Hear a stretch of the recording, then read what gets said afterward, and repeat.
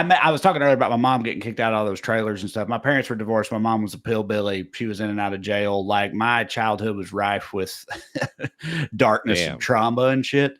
Yeah. But the upside of it was I got unedited DMX albums. There's trade-offs to everything.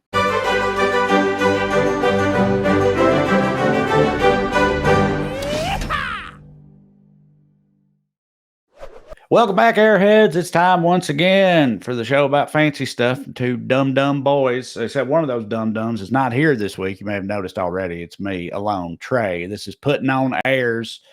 Corey is absconded to parts unknown. That's not actually true. He's apparently on call to do another podcast, so I hope you feel as valued as I do. I'm just kidding. I'm busting his balls even in absentia. I mean, I'm not kidding about what he's doing. That is apparently the reality. It's why he's not here. To be fair to him, I can't do the normal time this week because I have a thing going on, and then he had to cancel this new time this week because he got a thing going on.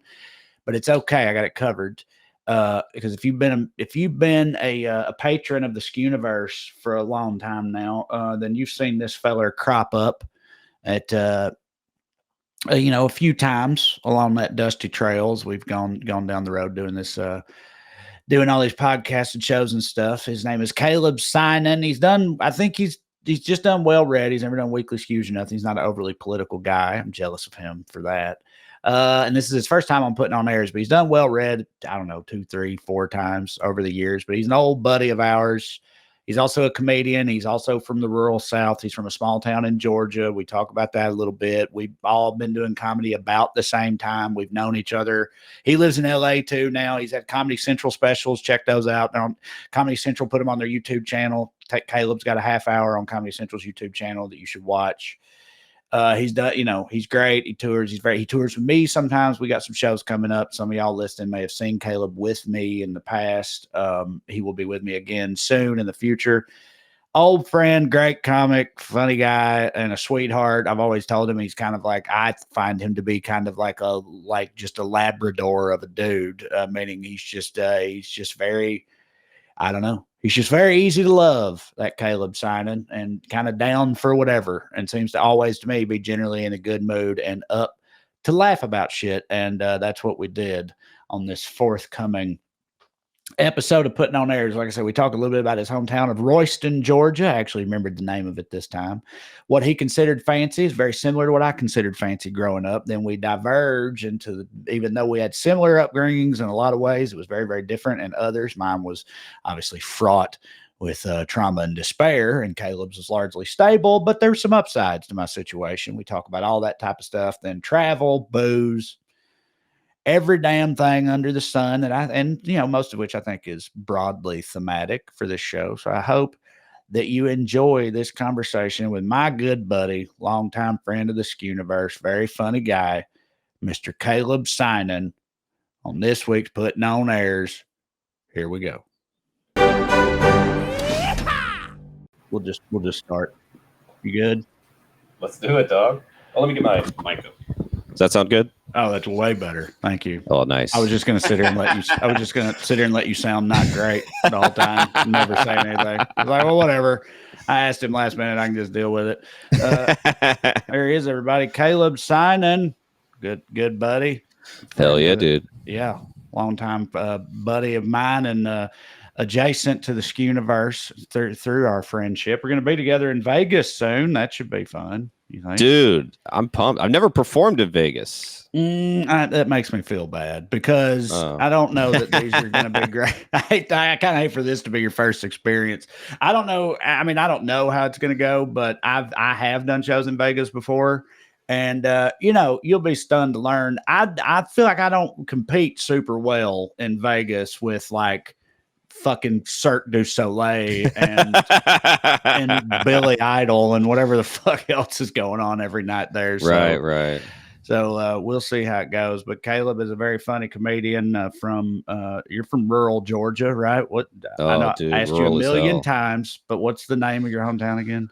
Royston, and Royston. I've noticed this years. I do jokes about it, I always have jokes about being a preacher's kid, being from Royston, and no one remembers it. People will be like, "Oh, my favorite joke was the one about Royston." I'll be great, and then like 10 minutes later, like, "Where are you from?" And I'm like, "Ah, Yeah, no, I come know. on." I've asked you. I don't even countless times. Every time I see you, I'm like, "What's the name of your hometown again?" It's weird. It's like it's got some kind of spell on it where other people can't remember it.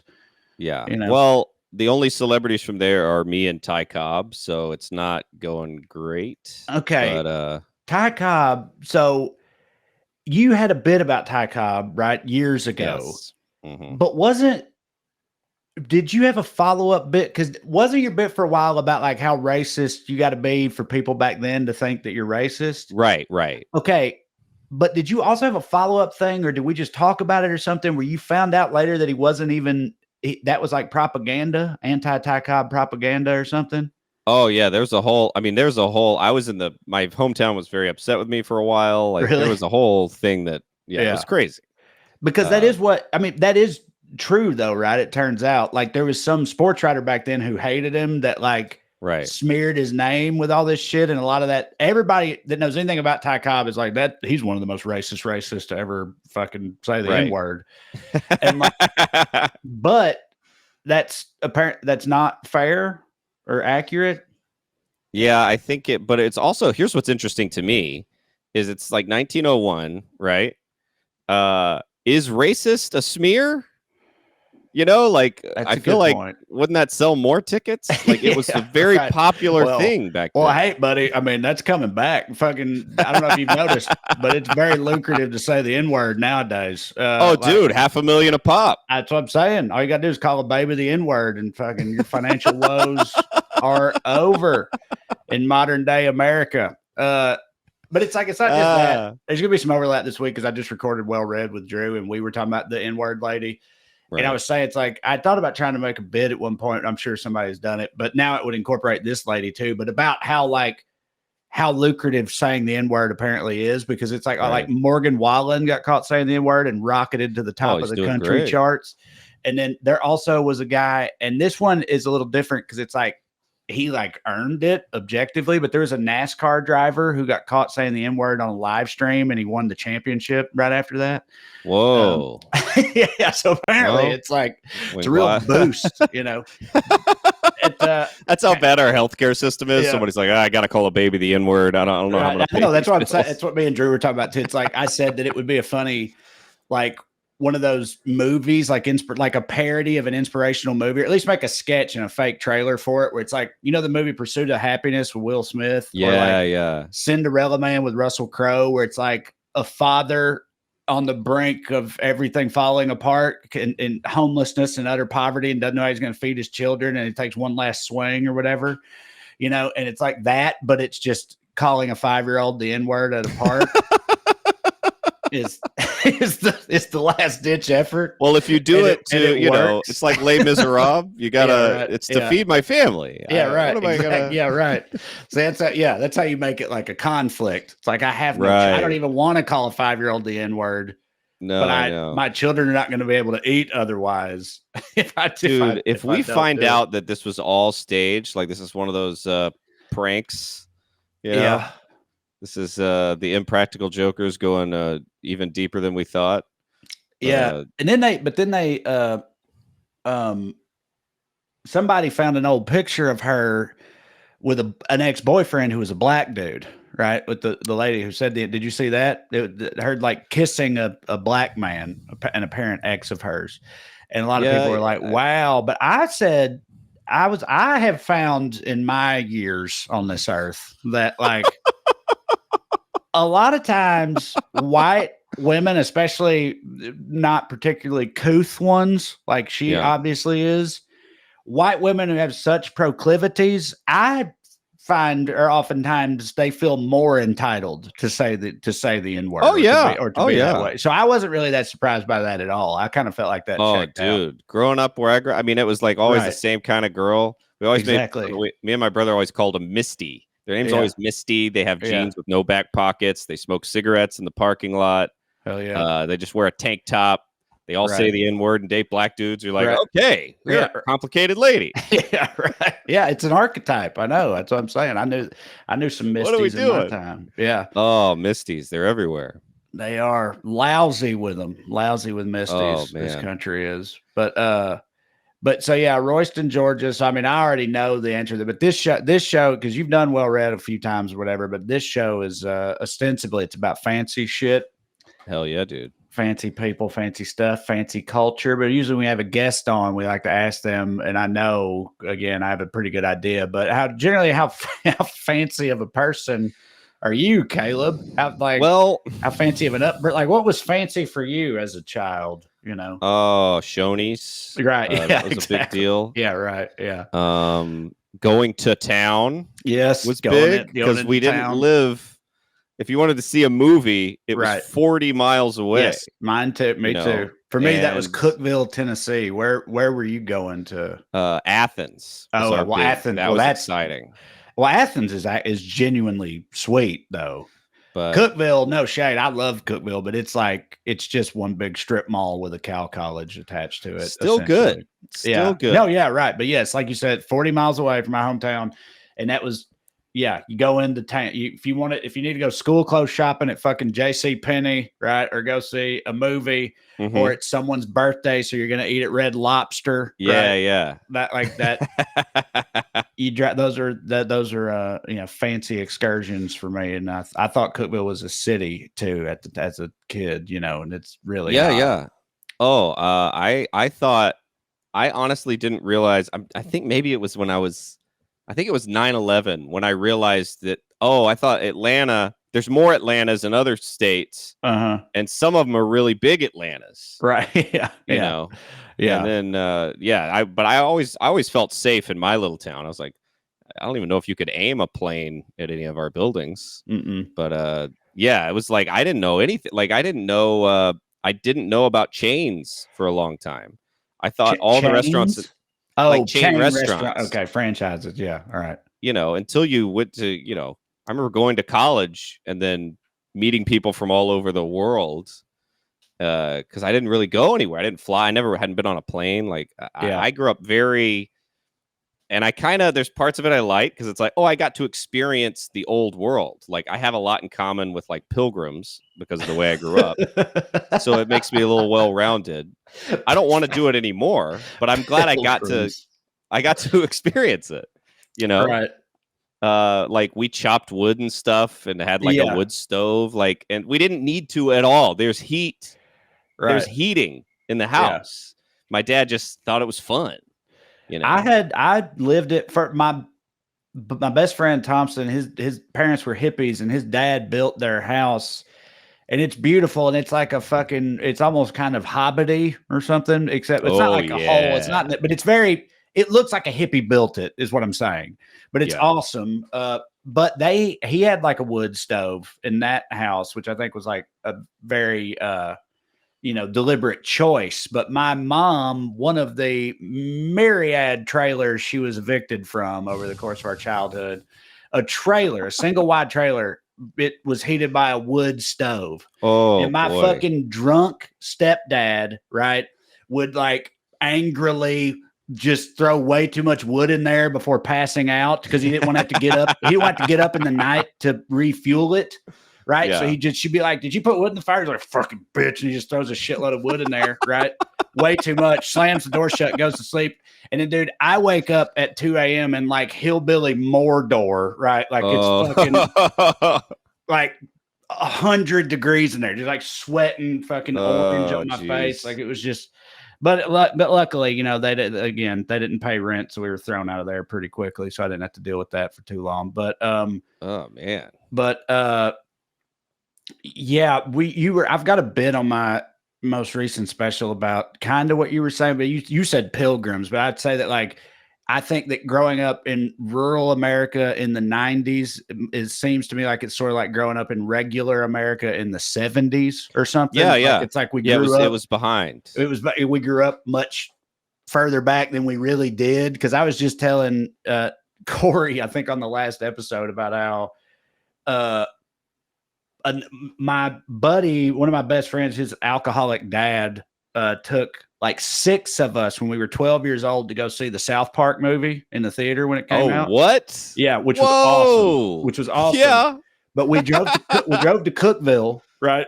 40 minutes away in the back of his truck, right? So like 6 of us in the back of a truck on a highway, you know, going 65 miles an hour or whatever for fucking 45 minutes to go see an R-rated movie at 12 years old. And it fucking ruled, you know. Of course it did. Yeah. Fuck the law. Fuck the rules. Fuck everything. Yeah. That's amazing. It was, 'cause I'm also kind of sort of appreciative of it, but it's like, but you surely had, it's like you said, you realize at a certain point, oh, there's other Atlantas, and some of those Atlantas are really big, but it's like, yeah, you had a series of revelations like that, right? Because I know I did. Like a lot as you got older, you became more of an adult, went through, like, there's all these different moments where you're like, oh, wait, I didn't realize that the rest of the world was, or that's how most people were, or whatever. Like mind-blowing sort of, you know, fucking oh man, rural epiphanies. I feel like I didn't realize you could just buy stocks. I thought you had to go, like, I remember when the GameStop thing happened, I didn't realize just like my friends had stocks, you know. I just assumed you had, like, I still thought of it as like Wall Street, like, oh, you got to shake your little receipt and yell at you got to go into the building to buy stocks. Like, that was a big deal for me. I'm not kidding here though. Until that Robinhood shit app, until they made apps for it, like, wasn't it actually kind of harder than just, because I kind of had almost the opposite experience where it's like at a certain point I was like, oh, I could just buy stocks. And then like at some point I was like, I'm gonna try to buy a stock. And after 10 minutes, I just gave up because I couldn't. I thought you could just like go on stocks.com and be like, give me $50 worth of that. Right. I couldn't ever figure out how to make it. I remember finding that harder. Give me 50 stocks. Yeah. 50 stocks for $50. Yes. Do you have any stocks? No, I tried to buy stock. I remember when the Robinhood came out, all my friends were like, get on those stocks. And I was like, stocks? Yeah. And this is around the GameStop time. I bought, I think I bought $100 of some stocks that looked good to me. Lost all of it immediately. Like, it was like worse than a casino. Yeah. I bought the worst stocks. They all plummeted like 90%. I lost all the money, and I never attempted it again. Yeah. I was like, this is terrible. It wasn't even fun. Like if you're playing blackjack, you just lose your money. What the hell? Yeah, but what if you had done that and it went to the moon? Then you would have had like $250. You know, then you would have really been hooked then, right? Right. Like, that would have been screwed, you know? Yeah. Do you have friends that are like that purport to be good at it? Like, you know, not anymore. They just kind of most of them lost their ass on GameStop because they thought this is forever. Right. I just, there's no way I'm going to, you know, when you see someone who doesn't do stand up at all go like as a gag, they're like, I can probably do stand up, and they suck at it so hard. It's like, and that's just jokes into a microphone. It's like, there's people that know what they're doing, that know about trading, and they have insider information, and they're criminals, and they're, you know, they've been doing it for years. Like, I feel like I would just immediately get thrown into the wood chipper like that. I have no clue what I'm doing. Mm-hmm. You know, I'm just begging to get taken advantage of. Yeah, no, I know exactly what you mean. I feel the same way. I don't fuck with it either. But do you ever look at the Reddits for it, like Wall Street Bets or any of the stock Reddits? Because they can be really funny sometimes, in my opinion. I the GameStop stuff, I was looking at Reddit because that was very entertaining. But lately it seems like everybody's fucked. Like everyone's just losing money, so that's fun. Well, they're always, every couple of weeks there'll be somebody who has like inherited $800,000 from their papaw who worked his whole life for it, right? Left it to his dipshit grandson who takes all of it, puts it into Trump coin or whatever. He gets to go to the White House. That's loses it all immediately, and then post it on Reddit like, what am I going to do? My life is over. My wife is going to leave me and all this type of stuff. And that's hilarious. But what's doubly hilarious is that usually on those subreddits, the sort of culture of those subreddits is that all of the comments are just like, it's literally just them calling that guy, retarded and saying that they're going to fuck his wife when she does leave him and that type of thing. Like there's no like rough support. There's no like, here's what you need to do, buddy, to get this back on track. They're just like, they just dunk on them and it's great. It's like, for me, it's the like opposite of therapy. What a nightmare. Yeah, right. I don't know why anyone subjects himself to it, but for me, it's fun because I think it's a similar thing that like why people watch like some of those, like My 600-Pound Life and stuff. Like people say they watch those shows to like feel better about themselves, Yeah. I don't watch those shows, but I think that that's what I'm doing with some of these subreddits is I think. Oh, for sure. Everybody, you need a little bit of it. Yeah. Just to remind yourself, like, isn't it like an old philosophy? Didn't Confucius say that shit or something? Like, I felt bad about no shoes till I met a man with no feet or whatever. And it's like, now that's like, it's like you're getting off on the footless guy. Like, you're kind of fucked up. Right. You probably shouldn't like it, but I think we all kind of like, sometimes I'll see a comedian bomb so bad. I'm like, maybe I'm the best comedian who's ever lived. Maybe I should be nice to myself. Yeah. Where did you go to college? Did you go to UGA? Yeah. Right in Athens, 40 miles up the road. I went to Tennessee Tech University, which was in my town where the theater was, 40 miles up the road. So I did the same thing, except your town had, a big, sweet, legit university at. I love Tennessee Tech, but it's very much a cow college. I should have done that because UGA was very big. It was very fun. I failed all my classes, wasted a lot of money. It was a huge mistake. I should have just not gone or gone somewhere that just wasn't fun, Yeah. Like just a place where there's not a lot going on because I'd never been exposed to fun. And it was, yeah. It was too much for my little country bumpkin ass to deal with. Because that is a difference between us. Like we had a similar thing where it's like, again, we grew up in the past and doing all this, like the past shit and thinking fucking chain restaurants were fancy and all that. But you had kind of like a stricter upbringing, right? Like your parents are like religious and like they would like when I said I saw South Park in the theater, you were like, fucking what? But like, my dad was showing me, I think he showed me Pulp Fiction when I was 13, maybe, or something. Like, I mean, that's awesome. That's awesome. Right. But so you were also like, would you say you were sheltered? Very, yeah. And I've been more like accepting it. Like there's a while where I was like mad, like why did my parents not let me have fun? What's wrong with them?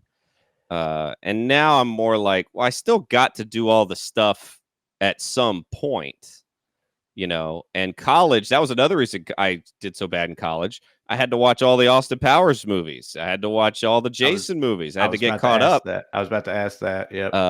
I started listening to hip hop in college. Like college is when I found out. I listened to the Marshall Mathers LP freshman year, and I was like, "Have you all guys heard?" It's like they're like, "We're well aware." But that was kind of fun, but it was very like when you're the preacher's kid, it's like it's another level of shelteredness. So it was like no one was more that wasn't Amish was more sheltered than I. Like I didn't know the Beatles were an old band for a long time because we didn't have internet. I was just out of it. Years ago, I had a bit, I think that was kind of about this because I had realized this at some point because I met friends along the way. Because like I was talking earlier about my mom getting kicked out of all those trailers and stuff. My parents were divorced. My mom was a pillbilly. She was in and out of jail. Like my childhood was rife with darkness and trauma and shit. Yeah. But the upside of it was I got unedited DMX albums. There's trade-offs to everything, And I used to have a bit about exactly this, where I would say, because I would meet people my age, I'd make friends who like you came from like loving, stable homes and that type of thing. and they don't know shit about Tupac or whatever. Like Right. all this stuff that they just completely missed, you know, that's wild to me because it was so formative to me. But I never really thought about the fun and college part because that's I hadn't thought about that because I went to college. This is like, I know this is kind of a douchey story to tell about yourself, but it's very relevant. When my sister was coming to college, she's 3 years younger than me. When she was coming to college for her freshman year, she was looking at an apartment to rent that was across. It shared a parking lot with an apartment I had lived in like 2 or 3 years before that. So I knew I had the same landlord. When this landlord is giving her a walkthrough of this apartment, she goes, "Oh, my brother used to live in one of those apartments over there." And I guess he either heard her voice or knew her what town she was from or something. And she goes, "My brother used to live in one of those apartments over there." And he said, "Was your brother the one that could party like a rock star and still make straight A's?" And she was like, "Yeah." And she was like, "Yep, that's definitely him." Because he tried to guilt trip me once because we were partying so hard. The landlord tried to do this. He wanted us to just stop partying in his apartment. But he took this tack where he was like, "You know, you guys are here for an education. You're going to fail. You know, you're going to fail out. You're going to ruin your lives or whatever." And I was like, he goes like, "You," he pointed at me. He's like, "You," he's like, "What's your GPA?" And I was like, it's a 4.0, and he was like, "You have a 4.0?" And I was like, "Yeah." He's like, well, most people don't. Okay. He's like, normally it doesn't work like that. Like it pissed him off. But anyway, I never really considered until this moment that might be why that worked like that for me, because I just ran wild as a kid and as a teenager. Right. Like all my best friends were from broken homes too. So like the alcoholic dad who drove us to see South Park, he was a riverboat captain on the Mississippi River. Come on, Trae. I swear to God. Did he have a talking crocodile? Yeah, so he would be gone for weeks or months at a time. And he had a big house. And when he was gone, we just lived in it alone. Like 6 15-year-olds or 6 teenage boys who had our own house. Like a pretty nice house too, with a pool table and all kinds of shit that we were in unsupervised for weeks. Right. And when we got older, we'd have parties there. We'd buy beer, like in like high school movies when they like someone throws a big rager, like, you know what I mean? Like we were the ones who did that. Like we threw those parties and shit. So when I got to college, it was just kind of more of the same for me. The only as far as that goes. So I never really appreciated that part of it all because I knew people that were very sheltered, went to college and lost their minds and fucking spun out and flamed out and came home. But that's another one of the upsides of, of fucking just growing up as a fucking, That's what I mean. There's trade-offs to everything. It's like I had a very nice childhood and everything. At the time I was frustrated, but it's like there's no way to learn. Like I didn't know you had to drink whiskey different than beer, and wine is different than both of those, and you need water, and you have to have a full stomach, and all kinds of things. I didn't know. The first time I got drunk and then smoked weed, I like literally thought I had died for hours. Like I couldn't move. It was terrifying. Could you literally not move? Couldn't move. I did that. The first time I smoked too much weed while also drunk, I literally paralyzed myself. Yeah. And I was like still conscious, but I literally couldn't move a muscle. And it was didn't even tell us that in Dare. Yeah, right. Like Dare didn't tell me. My dad didn't tell me, and he smoked a ton of weed in the 70s. Yeah. So I don't know why. But I just had to learn these things. And that was tough. Didn't do well on the test the next day after being paralyzed for like 12 hours. Yeah. It was but still a very fun time. But I don't know. I don't know how parents now, I don't know what it's like my parents struggled to keep me from all that stuff. And I'm like, now it's like insane. I can't imagine what it's like to keep kids sheltered today. I mean, you have to just be Amish. I don't know how you do it.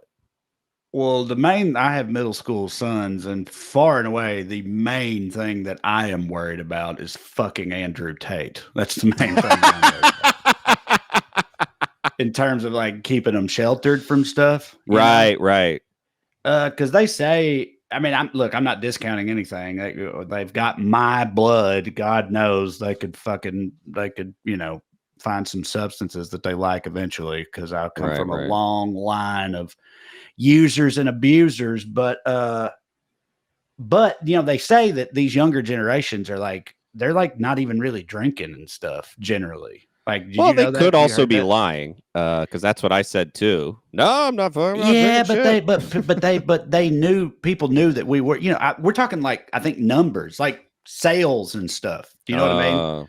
Like, I think it's more than I don't think it's just like self-reporting surveys. I think it's like the industries are down, and in part, well, it's they're because ripping those vapes. They're ripping that's those true. vapes. Yeah. And they're throwing Zins in the urinals. What are we going to do about it? We got to quit that shit, kids. My trash ass is not fully convinced that either of those things is really all that bad. Just so everybody knows. Like, but it's something to do. It's like, I enjoy a good vape.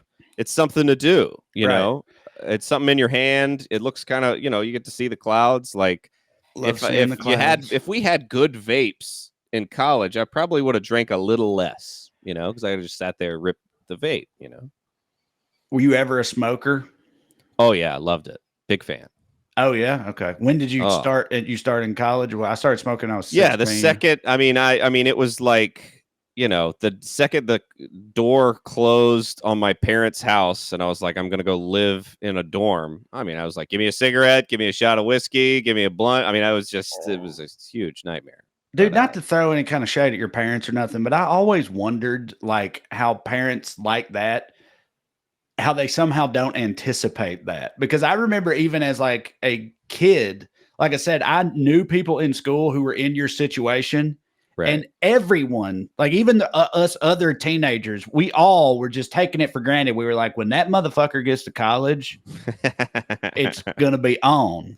And I just don't know how the parents in those situations don't see that coming and try to control for that. Well, if I had been rich, it would have been a real problem. But I was so broke. Yeah. And I didn't have a credit card. And my parents were like, you're an adult now. Go be an adult. We don't give you money. So it was like me and all my friends would split a keg. Like 10 dudes would go split a keg, and then we would just drink at our so we didn't like go drive, and we weren't like doing coke so it was like relatively safe. I was throwing up sometimes and getting stoned, but it was like I think that mixed with it. If I had been a rich sheltered kid, I don't know what would have happened, Yeah, fucking designer drugs, probably. I don't know. Fucking I was always afraid shit. of everything other than weed and alcohol, though. It's like cocaine terrified me, and but I don't know. I could have gotten drunk and brave suddenly and tried it. I don't know what I would have done. Yeah. So what about now as adult Caleb? Do you have any kind of fancy leanings? Do you ever see, so you're a comedian. If you blow up, right, and you become, you penetrate the Rogan sphere and you rocket to the top and you're doing arenas and Kill Tony on Netflix and stuff. Would you ever see yourself, getting watches, cars, that type of stuff that some of these guys do? A lot of these guys have done that sort of thing. Yes, that if it had been in my 20s, but at this point, I hate the idea of wasting money, and I also hate the idea of being robbed. I feel like if my dumbass is like, "Hey, check out this Lamborghini," I feel like I will be robbed the next day, being all flashy like that, and I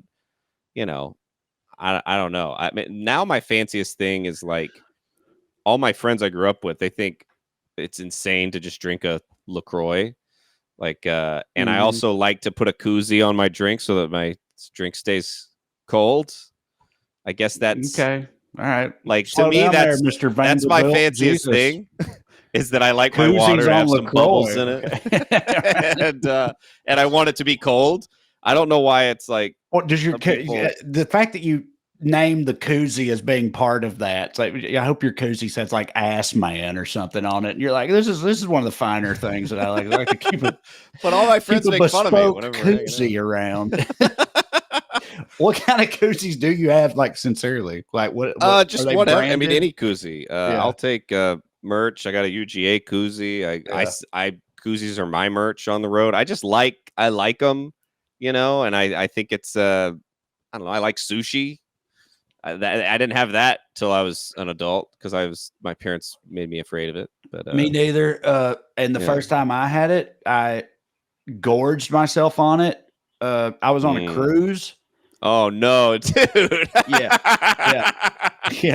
And I still thought it was incredible. Like when I first tasted it, I was like, oh my God, this is ambrosia, right? Like, what have I been missing?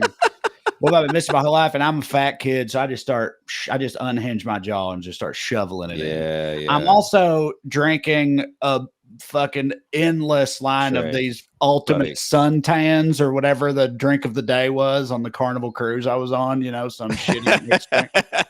Just pounding them.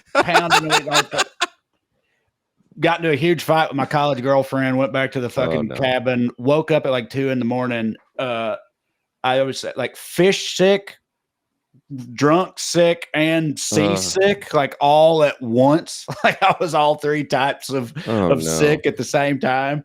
And it was horrific. And that was the first time I ate sushi, and I don't think I touched sushi again for like 3 or 4 years after that. And I can fuck with it now. Like I'm back, but like I ruined myself on it for a while there.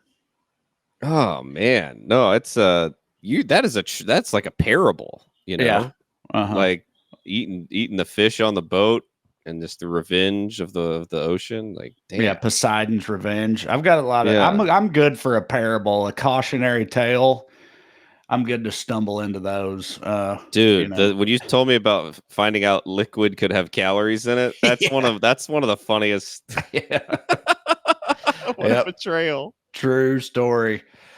Have you ever I always heard the word I heard for it was foundered yourself. I don't know if that's a real word, but it means like made yourself sick on something and then you didn't, you know, it ruined it for you. Ooh, spaghetti. I was a big spaghetti head for a while, and I ate the shit out of spaghetti. And now it's just like I'm just not in the mood for it anymore. You know, I don't know, spaghetti and meatballs, spaghetti and meat sauce. What like? Maybe it was the public school lunch. Every week there was that public school spaghetti, and even if spaghetti's good, it's gonna taste like that to me. And I used to go hard on spaghetti. Oh, damn, that's a shame, man. Church, we eat it at home, eat it at school. I love me some spaghetti. The only other one that the only other one that I did that with that I can remember, and this is another one. It's kind of one of those like I hadn't thought about it in years, and I only realized I'm talking in the past year or so because I was on somebody else's podcast and it came up how stupid this is. In high school at one of those parties I mentioned, the first time I ever drank vodka, I was mixing it with Mountain Dew Code Red, right? Just trash to the bone. I've never even heard of this.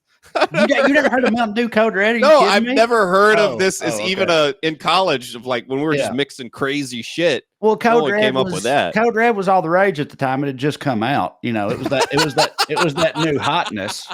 This is a pre-Baja Blast world, just so everybody knows. Code Red, as I recall, was Mountain Dew's first foray into alternative flavor offerings. Okay? Oh, it was big. I remember running to the concession stand when it landed in our town. And it had just come out, right? And I don't know how I landed. It literally just as simple as like, this is all the rage right now. Also, I want to try vodka. I've heard of that.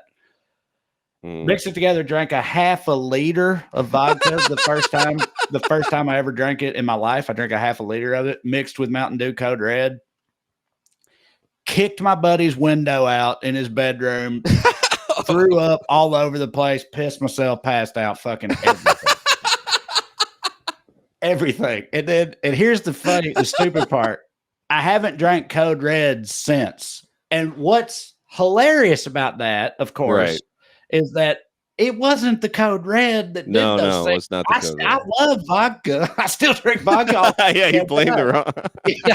Yeah, vodka's my shit. That's my go-to is vodka. But I was Yeah. like, I felt betrayed by the Code Red, and it's like Code Red had little to nothing to do with it, you know. But once you throw something up, there was one time. This is gross. If anybody's got if anybody doesn't like gross stuff, this is gross.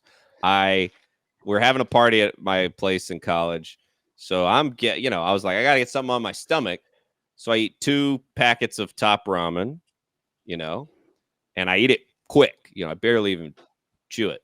I eat the shit out of it, and then I get really drunk. We're just doing shots. Realize I got to throw up, and I throw up all the Top Ramen, and I'd eaten it so quick I had to bite it. Oh my god! On the way out. Oh my god, bro! So that got me off Top Ramen for years. Yeah. Just when you throw something up, your brain blames the flavor of the food. Right. And that's what it was. That's what it was. It's because vodka's tasteless. It just burns like alcohol. It doesn't taste like anything. And so I tasted the Code Red as I was throwing everything up, which is that. I mean, that is why I blamed it. But it's still, that's still stupid though. Well, maybe in Vegas we'll get a little Code Red. That'll be fun. Have some vodka Code Reds. Yeah. See if we can. Your finest vodka Code Red, please. I'll put on my blazer and everything. Gotta get all fancy. I do try to I try to sometimes it's like I want to at least pretend to not be complete fucking white trash, right? Sometimes. So especially living out here because you live in LA too. Recently we took a trip. Okay, so for example, we took a trip to Santa Barbara, right? Oh, I've never been to Santa Barbara, but it's a very, in my mind, very fucking fancy place, right? So I was like, and Katie and the boys come with me to get, they're 12 and 13 now. They're not little fucking toddlers or whatever. They can behave themselves. They appear to hate everything, obviously, but they're not they're not screaming or nothing like that and running around. So they can so I was like, oh yeah, we left. This is just an LA part of it. It's like, I swear to God, I don't remember what time we left, but I was like, we'll get there about 5:00. We'll get settled in at the hotel. Then we'll go eat at a nice seaside bistro as the sun sets. Right. Oh yeah. Like that type of thing. But of course we get stuck in fucking traffic. It ends up taking 4 hours. By the time we're 2 or 3 hours there, or 2 or 3 hours on the way, everyone's acting like they're gonna fucking die if they don't eat soon. Right? I'd already picked out a place in Santa Barbara, and they're like, oh, just right. So I was like, okay, fuck. So we end up eating at a goddamn Golden Corral in in fucking Oxnard or somewhere like that, and it's like, the universe just drags me back into trashdom.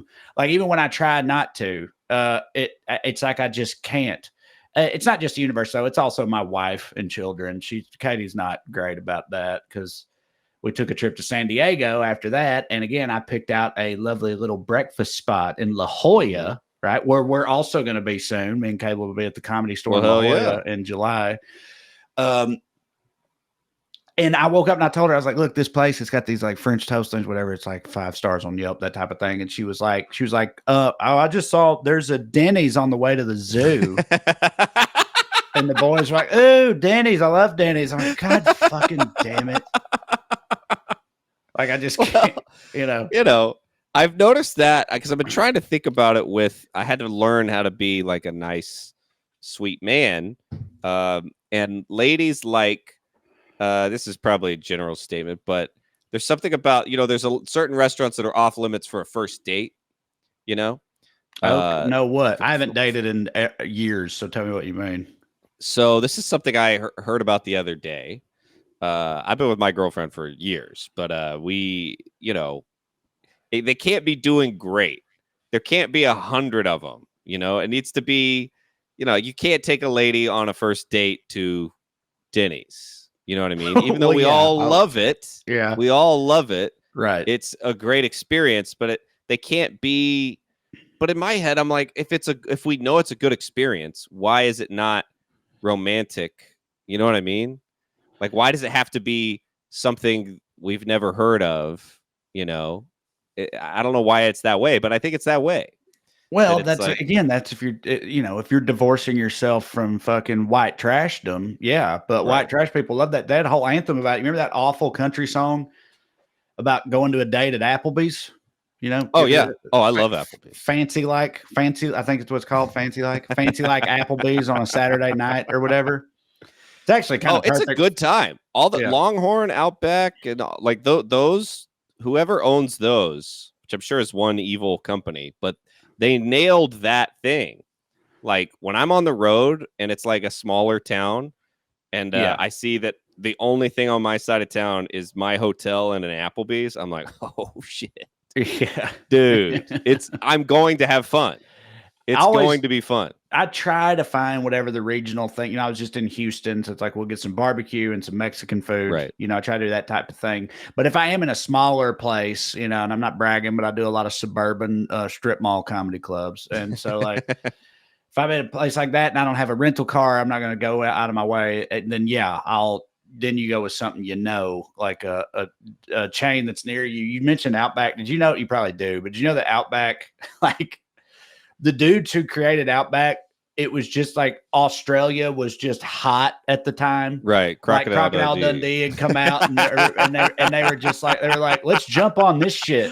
And like, they had never even been to Australia. Of course not. Right. And they were just like, let's make an Australia restaurant. They just made all this shit up and it's been fucking going strong for 40 years. Dude. I remember as a kid, I would get excited for the commercial. Like I knew that Going was maybe every other month we'll go to Outback. But I would just be like, the commercial would come on. I'd see those like dancing little drawings and, they'd play that little flute thing. Oh, man. I was like, fucking Australia. I still haven't been. But it's it looks like a good time. Yeah. In the wintertime, it's easy to hole up inside, fatten up, stay in. Don't get out in that muddy, snowy muck outside in the gray cold of the dead of winter. Huddle up in bed, eat ice cream till you can't no more. That's what we all do in wintertime, right? Not ice cream, I guess. Soup. Drink a lot of soup. Anyway, you stay inside because it's cold out. Nobody wants to deal with that. But in the springtime, the lovely springtime, you may even be able to hear birds chirping right now. Of course, the little fuckers basically stop as soon as I say that. But anyway, yeah, in the heart of springtime, here we find ourselves. And in springtime, you go out and you enjoy the sunny air, the sunny skies and warm air, and it's nice. You go outside and spread your own wings and do your own things. I got a bike path near me. I don't use it really, but it's there. I could if I wanted to. I ride a stationary bike, but I do that in a garage with the door open, and that counts as outside. The point is, you sweat a lot more in the summertime. I know I do. I sweat every damn day. You please believe that, bro. That's how I'm living. Got to sweat every day, or what are you doing? All right. But when you sweat, you stink. I know I do. So that's why I'm happy to have found Mando whole body deodorant, because unlike some of the other deodorants I've tried in my time, this one lasts as long as I do. All right. And I like Mando because they've got, I tell you what, they've left no stank stone unturned over at Mando. They have got you covered literally head to toe with any manner of deodorant that you desire. They got deodorant wipes, they got deodorant creams, they got deodorant sticks, they got any kind of deodorant you can imagine. They've got it at Mando. Whatever your preference is, they've got it. I use mostly my primary Mando product that I use is just the standard like stick deodorant. I throw it in my bag. It's in my travel bag, and I travel all the time as a comedian, so it comes with me all the time. Smells great. Keeps me smelling good, keeps the stank away. But I like the cream too. And then when you're in a pinch, you take what I think my little sister used to call a hoe bath. That might be a different thing. Anyway, they got these deodorant wipes. People get busy. Find yourself, you don't have time, you just give yourself a wipe down and all the stankiest parts, and that takes care of it. It's pretty sweet. Like a Bonnaroo situation would be good for that. You know what I mean? So Mando, like I said, they got you covered, and they got a special offer. New customers get $5 off a starter pack when you use our exclusive code and link. Just use the code POA at shopmando.com, shopmando.com, and use the code POA and you get $5 off a starter pack. That's right. They got the whole body deodorant, safe to use anywhere on your body, your pits, balls, thigh folds, belly button, butt crack, your feet. Anywhere where stank might dare to tread, you can fight it back with Mando. And Mando was created by a doctor who saw firsthand how normal BO was being misdiagnosed and mistreated. It's clinically proven to block odor all day and control odor for up to 72 hours. Like I told you, they got all these different options. They have a spray too. I didn't mention that. It's aluminum free, ideal for the hard to reach places. All their products are free of baking soda, free of paraben. They got wonderful scents you can choose from. I'm a bourbon leather guy, but they got Clover Woods, Mount Fuji, Pro Sport. Clinically proven to control odor better than a shower with soap alone. That's true. So if you want to try America's #1 whole body deodorant formula right now, you can find them in Walmart, Target, and other retailers across the country. But for the very best deals, you need to go to shopmando.com. Mando's starter pack is perfect for new customers. It comes with a solid stick deodorant, cream tube deodorant, 2 free products of your choice, like the mini body wash or the deodorant wipes that I mentioned earlier, and you get free shipping. As a special offer for our listeners, new customers get $5 off a starter pack with our exclusive code. That equates to over 40% off your starter pack. Use the code POA at shopmando.com, shopmando.com. Please support our show and tell them we sent you by using the code POA at shopmando.com to get $5 off a starter pack today. Smell fresher, stay drier, boost your confidence from head to toe with Mando. Skew-wee. Where have you been? Like that's a fancy subject. It's travel. Oh, like, it's so sad. I just got my passport renewed, nice. Which is always a weird moment because you're like 10 whole years. Where'd I go? Yep. Canada. Right. And it's just like, I got this document. To be an American with a passport, so much of the world is open to you. Mm-hmm. And I did comedy at comedy clubs in Canada. Me and my girlfriend went to Cancun. And I went to Japan and Korea. That's sweet. But it was only like, I didn't get any culture. It was like American Marine bases where I just did stand up. Oh, you did. I don't think I knew that. Maybe you told me that, but I don't remember. So you went over there to do comedy on U.S. bases? Yeah. Which here's how dumb I didn't realize they were like, you're going to go entertain the troops. And I was like, well, it's going to be dangerous. It's gonna be hot and dangerous, but I'm a brave man. And they're like Japan and Korea, and I was like, I didn't know. Like it was so bizarre. I was young, and I flew out there, and you're just like in Japan, and there's like you're an Avatar, like 50-foot tall trucks are driving by. I'm like, I didn't even know trucks were. It was insane, and I was like, what are we? And then I'm like on Wikipedia, like. American troops in Japan, why? And they're like, oh, World War II. And I was like, oh, man, I'm stupid. No, anywhere we've ever been, we do not leave. No, so I know. Right. Like anywhere we've warred at, like we've got bases and shit around there. It's crazy. How did you get into doing that? Like, how did that come up? It was just, I think it was through Funny Business. Yeah, no shit. It was just a random email I got one day where they're like, you want to entertain the troops? And I was like, I think you're not allowed to say no. Right. And it pays. Like, that's another thing when people are like, oh my God, you entertain the troops. And I was like, they have like $1 trillion budget. They can pay the comedians. Like I didn't do it out of the goodness of my heart. They pay. So it was all around. Did you have any free time though? Like, were you able to do any Korea and Japan type stuff, or was it just not really? Yeah, that and the bases aren't near the cool stuff. Yeah, so that's why the troops flew in comedians. Yeah, they're not. There's nothing fun nearby, and there's no war going on. So they're not. They're just kind of doing push-ups, and I don't know what they're doing, but yeah, that was kind of cool. But yeah, I'd never been to cool stuff like see the Northern Lights or whatever. I want to do that. I want to do some fancy shit. Where do you want? Okay, so I was gonna say, where do you want to go? Oh, Italy seems cool. Yeah, France. I don't know. Me and my girlfriend were joking that the worst place to go would be like the one you never hear women fantasize, like none of their Pinterest boards are for Poland. Yeah. Like it's the I'm sure it's a lovely place, but the name also just doesn't sound, Paris. It just, there's nothing in Poland, Venice, Poland, Warsaw. Warsaw. Yeah, it's just a bummer. I feel bad for Polish tourism. Yes. But yeah, I feel I want to go to the cool Europe spots. I'd like to go to Japan, and like see the the good sushi and all that.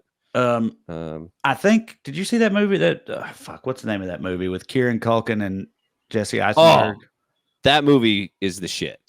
What's it called? A Real Pain. It's A Real really Pain. good. Yeah. They go to Poland, right? And it's funny because it's kind of buoying your argument because they go to Poland on a Holocaust tour. So, it's not exactly the Riviera or whatever. But I think they got a lot of, I think they got a lot of fucking rad shit in Poland too. I'm sure they do. I'm sure they do. I also just love the idea of being drunk in Europe. Like, where I'm like, this is where beer started, even though I don't know if that's true. It just seems like Germans came up with it or something. I think that kind of everywhere humans were, I think that that the people there came up with a way to get drunk, I think. Which is pretty cool. Like, it makes me feel connected to the past. Whenever I'm drunk, I'm like, man, somebody was doing this 10,000 years ago. Yep. Getting drunk under similar that complaints. Moon. Work's bullshit. Yeah. My boss is a bitch. Yeah. It's the same drinking conversations, Yeah, I'm currently reading a book set in the 1300s in England, medieval times. And it's fun because I always like a lot of, peasant shit. Because in my head, it's like, it's easy for me to forget how, like you just said, same complaints, like humans have always kind of been humans, but I always picture them as, so it's like, like I always say, they're just like plucking geese in the mud and stuff. You know what I mean? Like being afraid of books and shit and fucking just not knowing nothing about anything. Right. Fucking, that's who I want to get drunk with. That's a fun time. But you, I tried to do a bit once about like how, I don't even remember how I got into it, but I was sort of trying to make the case. It's like, if you get a bunch of dumbass peasants in a pub, right? Mm-hmm. And one of them starts talking about how, this woman down the street, he heard she likes numbers and dances and stuff. So she's a witch or whatever. And next thing you know, they're all lighting their torches and getting their pitchforks and stuff. And the lady gets thrown off a fucking bridge. Right. Yeah. Which is bad. And then, classic me. And then it's like, and now today the fucking, it's like all the dumb peasants are in one big digital pub. The internet is the pub that they're all in together and they're fucking riling each other up all the time. And that sort of thing. But it is, I don't know. I go back and forth on how fun it would, or we'd have to disguise ourselves. We were going to drink with medieval peasants because they would think we are demons, I think. Yeah. And their language, like just to talk like that without any references, right? That would be tough. Yeah. But I just love to be like Crusade. That was really something, right? But it is funny, like sturdier than Hadrian's Wall. You guys know what I mean? You know what I'm talking about? I just would love to. I just want to know how many things are the same, like with men and women and with friendship. Like, how much of that, like where they're still like, they'll let anybody in here in the 1200s. Yeah, right. Look at this fucking guy, Like, I would love to know how much still can match, Right. He's like, they'll let anybody in here, but it's like a fucking just a hunchbacked ogre.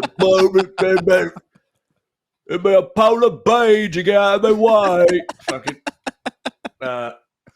just fucking warm beer sounds like shit, though. I don't want warm beer. Yeah, I mean, I've been to the UK. I've never been anywhere. I've only ever been to Canada and Mexico. And then me and Corey went to the UK for that book that we wrote. We spent 3 weeks in the UK, and that was awesome. Can't wait to go back, but I want to go to a bunch of other places first. And it's like, but yeah, that part, it's true. Like they don't. Yeah. Their beer is not cold, and I'm not down with that. I am a cold drink motherfucker. Yes. Like I love a cold drink. Unless I'm drinking coffee in the morning or something. Outside of that, I want my shit to be cold. I like ice. I like fucking. I'm a cold drink guy, and that I just couldn't do the. Well, I mean, I did do the warm beer. I tried to do the warm beer because that's there. That's what they got there. But like, I'm not. I couldn't agree more. I don't even think fridges are getting the beer cold enough. Like I like beer on draft more because if they're doing it right, sometimes it's draft beer and it's not cold enough. And I'm like, what year is it? Mm-hmm. But like, dude, on Delta flights, I'll be like, give me a beer, and I'll be like, I don't think it was even in a fridge at all. I'm like, this is obscene, but like I like my shit in the freezer. I like it to be in the freezer, almost starting to get particles of ice in it. Yeah, right. Almost turning to slush. If you time it right, that's what's up. It was always funny to me, and a million people had pointed this out, but how like Coors Light for a while, their whole thing was like, we've got the coldest beer. And it's like, well, that's not even up to you. Like, how are you making that your major selling point? We put it in a cold truck. The truck's cold. Yeah. Cold train takes it to the cold truck. Well, it's still room temperature on an end cap at the grocery store. It's not right. It's insane to me. Yeah. Crazy. Wild decision. Oh fuck. But that's another thing I was talking about bitching about my wife earlier about the like fancy stuff or whatever, about traveling too. Mm-hmm. Going back to December, right? Like at the turn of 2025, I was like, this year, because I told my agent, I was like, give me some time off in June. I'm gonna plan a big trip, right? Mm-hmm. Start telling Katie starting in January. I'm like, hey, I've got some time off in June. Let's go, like really go somewhere. I was like, it ain't got to be abroad because like our sons don't have passports and shit. And I was like, we ain't got to fuck with all that. But I'm talking like fucking Jackson Hole, or somewhere like a mountain resort, something like fucking Cape Cod, Martha's Vineyard, like some shit like that, right? Like that, like New England, whatever. It's going on a fucking boat and shit.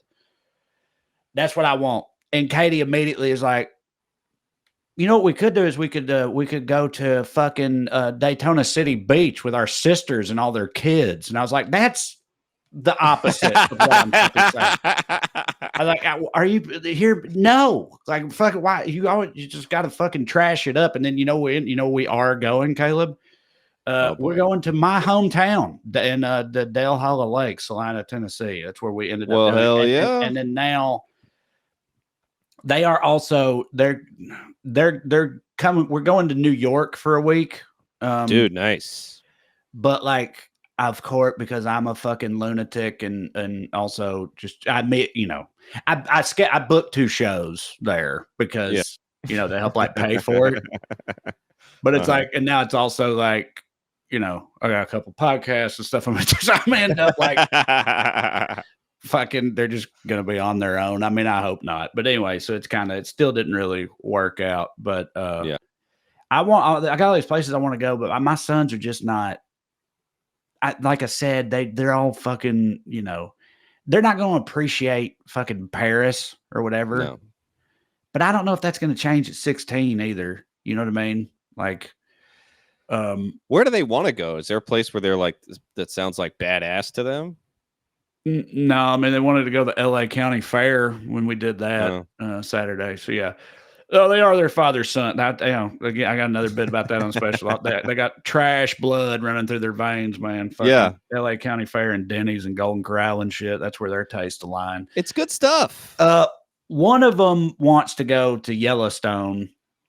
Oh, nice. Which now that was also on the list for this summer, but I looked it up. I didn't actually attempt to book anything because I just Googled it.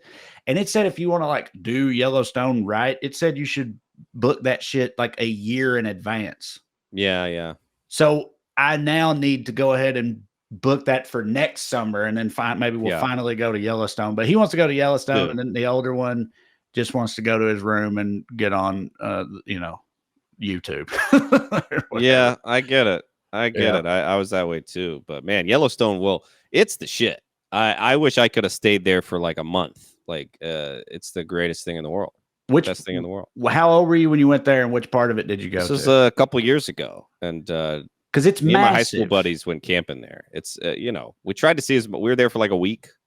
Okay, so what part of it did you go to? Because there's like 3 different entrances. It's absolutely massive. There's a lot of different areas of it you can go to. Like, which part of it did you go to? Where'd you fly into? What like all that shit. Oh man, I mean, all that runs together at this point. Like every summer we do a camping trip, and it's a different like national park. But the Yellowstone one, I remember just the views and everything was insane. I don't remember the specifics, but it was like we just looked at the thing where it was like top 10 things to see in the park and tried to tick off as many as we could. And it's the greatest. I can't believe we were able to, as a country, be like, no one can build a casino or a resort on this, because we're so gonna take great. care of that pretty soon. I know it's not going to be long. We're gonna just wipe that right out, because there's a lot of people who are like, what the fuck are we thinking with that hippie shit? Oh, dude, it's so amazing. Get rid of that. So do it quick. Do it quick. Yeah, Book that you're right. Now. I agree. The national parks are one of the best things about America, because you're right. Dude, I don't know. There was a shining moment in time when we were still incredibly racist, but we had some good ideas otherwise. Right. Like there was a time there where it was like that type of thing people would get on board with. Yeah. Oh, it's the best, man. You got to hit up Teddy Roosevelt. Wasn't he's the guy that was like, we got to do this shit. Right. And from what I've heard, it made him seem like very benevolent and cool, but he mostly was just like, I want to hunt. I was about to make a joke. It's like, I want, got to make sure there's always a place for me to kill every animal that lives there. He would have been fine if they were all for him. Sure did love to shoot animals, that guy. Oh, yeah. Did you hunt as a kid? Yes. I was always bad at it. Very bad. The one I liked the most, deer hunting, it sucked. You got to be quiet. It takes forever. Cold. It's early in the morning. The birds, bird, that's a fun day. You don't have to be quiet. You can just you can do no look shots, just like bam, and get a dove. Oh man, I love bird hunting as a kid. That was my favorite. Where are you at philosophically on hunting now? I mean, I don't have the urge to anymore. Like, I don't even know where I do it or who I do it with. But the bird hunting as a kid was fun, but it doesn't make a lot of sense now. And you never really make good on it. You're never like, here's all the doves we shot. You never end up eating those. But yeah, this will just throw those away now. Just like fucking pitch a bunch of dead birds in a creek. Go to the house. And as a kid, when we went fishing, we'd always have like 10 fish in the freezer for that night where we're gonna have fish that never ends up materializing, and you always just end up eating spaghetti again anyway. It's like, see, I know, because you don't cook, right? We've talked about that before. Or have you taken up cooking? I mean, I can prepare food and heat it up, but nothing I've ever made is like a dish. So I'm like, because that's like my hobby, as much as far as I have a hobby, is cooking and baking. I'm big in kitchen. I'm not. I would never call myself a foodie, but like I love to cook shit. Like I'm always like reading food, watching food stuff, and reading it and everything. And it's like, so I'm really, like you just said, you'd always kill this stuff and then never eat it. But part of it, I would love to. Part of me really loves the idea of, and this would give Joe Rogan a boner, but like going out and fucking hunting something, fucking butchering it, and then cooking that shit like in a hitting like fancy way. You know what I mean? Like fucking killing an elk and then making some kind of like fucking elevated elk roast or something. That would be awesome. I kind of really want to do something like that at some point, because I don't know, it just appeals to me mostly for the cooking part of it, I think. Yeah, no, and but the funnest ones to cook would be the least fun ones to hunt. Like elk hunting is probably difficult, right? And some people are like, Rogan's shooting these things with an arrow. Yeah, good lord. It's definitely hard. I've got there's a comic in Austin actually who opens for me sometimes, and he's a big hunter, and he goes on elk hunts and shit. And it's like you got to get it's hard to even get the tag to do it. You go out there and you camp out for days, right? Like trying to fucking track these fucking things or whatever. And a lot of times, come home empty handed. So you're right. I mean, it's definitely more difficult. And it's like, with fucking squirrels, you just like fucking throw a fucking log open and just fucking just rain hell on them with a shotgun or whatever. Oh, dude, I was allowed to just go outside with a gun and hunt. Yeah. Just see you later. I was a kid just hunting shit. It was fun. Yep. All right. But yeah, well, I don't know if I want to now. We're coming up on about an hour here, so I can turn you loose, dude. I reckon, Caleb. But thanks for joining me. Tell everybody what you want them to know, whatever you got to plug, and where they can find you and all that good shit. Let them know. Well, hell yeah. So I don't know when this comes out, but Friday. This Friday. Oh, great. Well, I'll be recording a comedy special on Sunday, May 11th in Raleigh at Neptune's. So come on out to that, buy a ticket. And if you want a free ticket, just message me. I don't know if I can get you one, but I'll try. I know I can get you a half off or whatever, but special coming out. Please come out to that and follow me. I'm on Instagram at Caleb Synan, and that's my shit. Come on, see your boy. All right, and for me, this weekend, when this comes out, I'm in Seattle this weekend. Next weekend, I'll be in Vegas with this young man. Me and Caleb will be in Vegas at Wise Guys Town Square. I think there's 2 Wise Guys, so Wise Guys Town Square in Vegas. And then I think after that, the next ones are New York City Winery, and then New York Comedy Club, the Stanford location. That's in June. Then Napa Wine Country Show at the end of June. Oh, shit. And then July, Tulsa. And then after that, La Jolla again with Caleb, and then a bunch of other places after that in the near future. So go to TraeCrowder.com. Check them all out. There's also a link to my special Trash Daddy on there. Watch that if you haven't watched it already. And I think that'll do it for now. Do all Corey's shit too, even though he's not here. I don't remember his URL because he changes it every goddamn week. But it's something about how everybody loves Corey or something like that. You guys can figure it out. But do all his stuff, and we'll see you next time. Stay fancy, motherfuckers. Hell yeah. Love you. Bye.